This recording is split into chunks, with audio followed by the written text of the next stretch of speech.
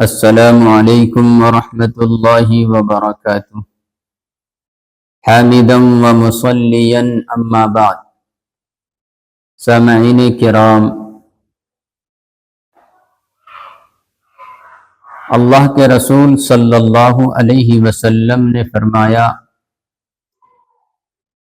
کہ اگر آپ کے پاس اتنی طاقت ہے، آپ کے پاس اتنی قوت ہے کہ آپ شادی کر سکتے ہیں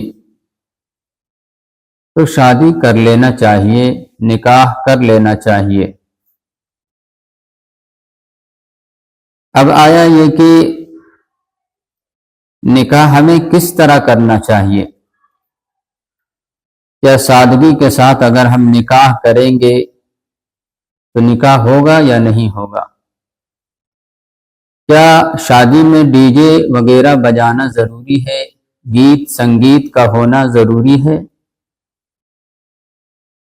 تو اگر ہم کتابوں کا مطالعہ کرتے ہیں اور اللہ کے رسول صلی اللہ علیہ وسلم کی زندگی کو پڑھتے ہیں، صحابہ کی زندگی کو پڑھتے ہیں، بزرگان دین کی زندگی کو ہم پڑھتے ہیں، تو ہمیں ان لوگوں کی زندگی میں کہیں کوئی جب شادی ہوئی تو کہیں ڈی جے نہیں بجا، کہیں خرافات نہیں ہوا۔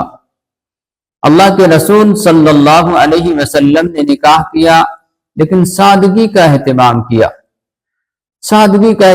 کیا، کوئی خرافات نہیں کیا۔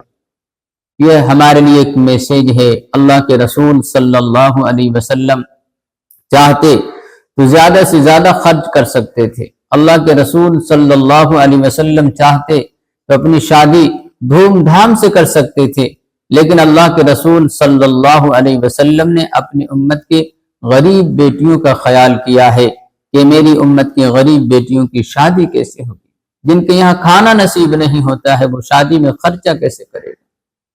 اللہ کے رسول صلی اللہ علیہ وسلم نے ہمارا خیال کیا ہے، ہم بھی اللہ کے رسول صلی اللہ علیہ وسلم کے مطابق نکاح کرے، سادگی کو اختیار کرے اور سادگی کے ساتھ نکاح کرے۔ مجھے یاد آ رہا ہے کہ ایک بہت بڑے گورنر جس کا نام نجم الدین تھا، نجم الدین بہت بڑے آدمی تھے، ارب پتی خرب پتی میں شمار ہوتے تھے، پیسے دولت اللہ نے بہت نوازا تھا، عمر گزرتی جا رہی تھی، ڈھلتی جا رہی تھی، تو ان کا ایک چھوٹا بھائی اسد الدین اپنے بڑے بھائی سے کہتا ہے کہ اے میرے بڑے بھائی، آپ کی عمر گزرتی جا رہی ہے، آپ کی عمر ڈھلتی جا رہی ہے، آپ نکاح کیوں نہیں کر لیتے ہیں، شادی کیوں نہیں کر لیتے؟ تو نجم الدین کہتا ہے کیا بتاؤں، مجھے جیسی لڑکی چاہیے ویسی لڑکی ہی نہیں مل رہی ہے۔ آخر کیسی لڑکی چاہیے آپ کو؟ تو نجم الدین گورنر صاحب کہتے ہیں کہ مجھے ایسی لڑکی چاہیے جو میرے ہاتھ کو پکڑ کر مجھے جنت میں لے کر چلا جائے، اور اس شادی کے ذریعے سے، اس نکاح کے ذریعے سے ایک ایسا بچہ تولد ہو، ایک ایسا لڑکا پیدا ہو جو شاہ سوار ہو اور مسلمانوں کی قبل اول کو واپس لے کر آئے۔ یہ نیت ہوا کرتی تھی، سادگی، ایسی سادگی ہوا کرتی تھی، اور نکاح بھی ایسی سادگی سے کرتے تھے۔ بات ختم ہو گئی، نجم الدین بھی اپنے کام پر چلے گئے، اسد الدین بھی اپنے کام میں لگ گئے۔ ایک دن نجم الدین گورنر صاحب مسجد میں امام صاحب کے پاس بیٹھی ہوئی تھی، گفتگو ہو رہی تھی۔ اچانک ایک لڑکی آتی ہے اور پردے کے پیچھے سے سلام کرتی ہے، اور امام صاحب سلام کا جواب دیتے ہیں۔ امام صاحب کہتے ہیں کہ اے میری بیٹی، میں نے آپ کے یہاں ایک لڑکا بھیجا تھا رشتے کے لیے، تو نے انکار کیوں کر دیا، ریجیکٹ کیوں کر دیا، منع کیوں کر دیا؟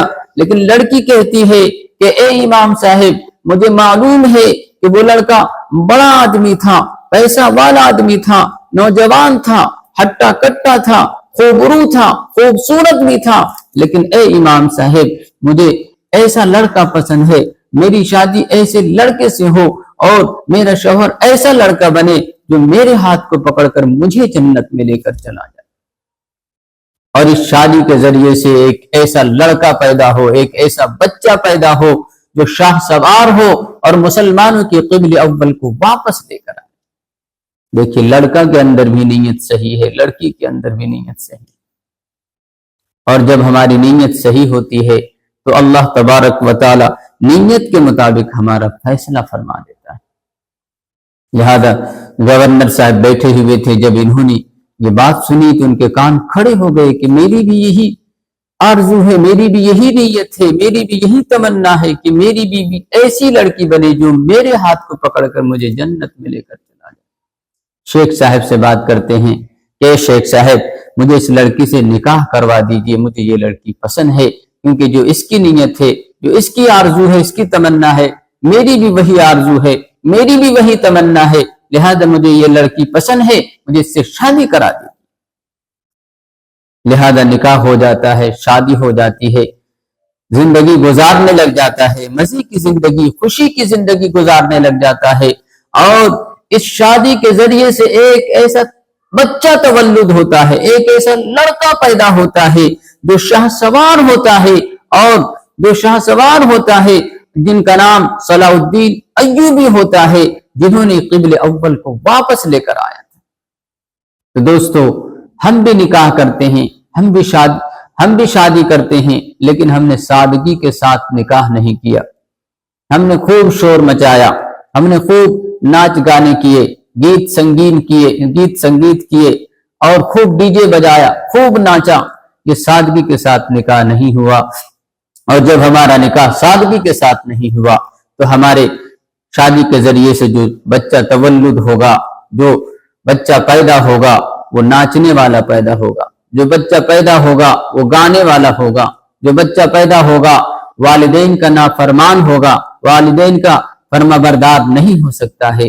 اس لیے ہم شادی کریں تو سادگی کو اختیار کریں، شادی کریں تو نبی کی سنتوں کے مطابق کرے، شادی کرے تو صحابہ کرام کے نقش قدم پر چلے، شادی کرے تو آج جس طرح علماء کرتے ہیں، سادگی کے ساتھ نکاح کرتے ہیں، اسی طرح ہم بھی کریں۔